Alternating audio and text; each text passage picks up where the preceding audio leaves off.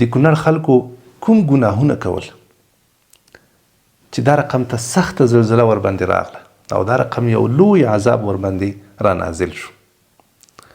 د الله بندگانو دغه فکر چې تاسو یې کوئ دا خلکو په اړه باندې یا کوم ځای کې چې عذاب راشي یا آفت راشي یا مصیبت راشي، دا کوم فکر چې تاسو کوئ دا فکر ستاسو اول نه غلط ده.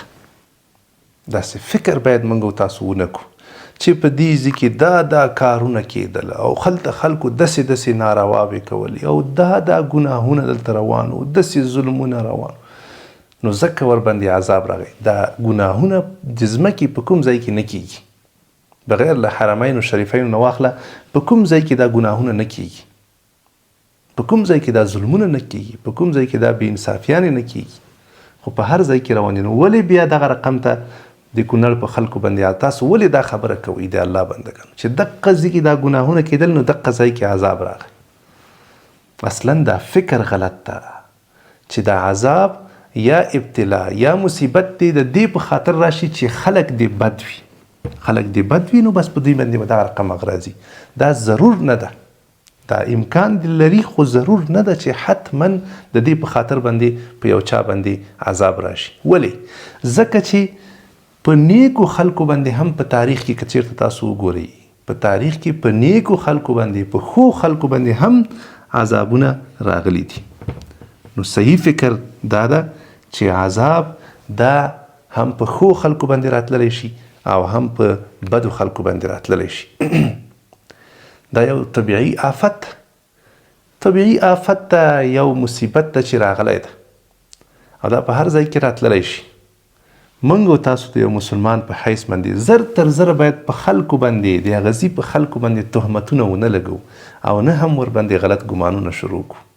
دا صحیح کار نه ده، بلکې دا باید ووایو چې دنیا کې یو نو دا رقم ته آفتونه، دا رقم ته حالات به حتما را باندې راځي.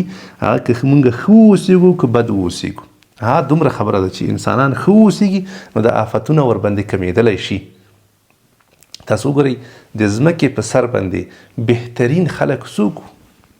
صحابه کرام، د نبي علیه الصلاة والسلام ملګري، هغه چا چې اول په نبي علیه الصلاة والسلام باندې ایمان راوړی. د عمر رضی الله عنه دور تاسو وګورئ، تاریخ څومره بهترین دور، خو په هغه کې هم داسې سخت حالاتو سره صحابه کرام هغه بهترین انسانان مخامخ شوي وو چې پوښتنه مه کوه، مرضونه پرې راغلي وو، فقر پرې راغلی وو، خطرناک حالات پرې راغلي وو. نو ضرور نه ده چې هر آفت په موږ او تاسو باندې راځي اولنۍ خبره دا واورئ، ضرور نه ده چې هغه د عذاب وي، بلکې دا امتحان کېدلی شي. حتی دغه زلزله چې اوس راغلې ده، الله جل جلاله دې ټولو ته اجر او ثواب ورکړي او الله جل جلاله دې دوی په دې امتحان کې کامیابه کړي. شاید دا په موږ او تاسو باندې امتحان چې موږ او تاسو د دغه ورونو سره په کونړ کې څه کوو. همداسې تکې تنها یې پرېږدو که نه خلک پوهوو، خلکو ته خبرې کوو، راهنمایي کوو، مرسته کوو او خپله ونډه د خپلې ونډې اظهار کوو او کې نه کوو. دا کوم حالت چې په دوی باندې راغلی شاید په موږ او تاسو باندې امتحان وي. موږ او تاسو به الله جل جلاله ګوري چې دغه نور ورونه د دوی څه کوي، په سختو حالاتو کې یو بل سره ودرېږي او که نه ودرېږي، یو بل ته لاس ورکوي او که نه ورکوي. نو د الله بندگانو دغه فکرونه پرېږدئ. دا د دې وخت نه ده چې تاسو اوس سپیناوی وکئ او نه موږ او تاسو دلته قاضیان یو، فیصله کوونکي یو او نه مفتیان چې اوس موږ او تاسو را ولګېږو او په خلکو باندې ایله دغه خبرې وکړو. په دې کونړ خلکو کې داسې یو دا ځینو خلک زه وینم که نه متاسفانه دوی ایله دغه رقم سوچونه کوي، ایله دغه رقم ته خبرې کوي. دا د دې وخت نه ده، د دې وخت دا ده صحیح فکر دا ده چې را ولګېږئ او کومک وکئ، مرسته وکئ، یو بل ته لاس ورکئ او د دوی سره ودرېږئ، خلک تشویق کئ، خپله ونډه وکئ.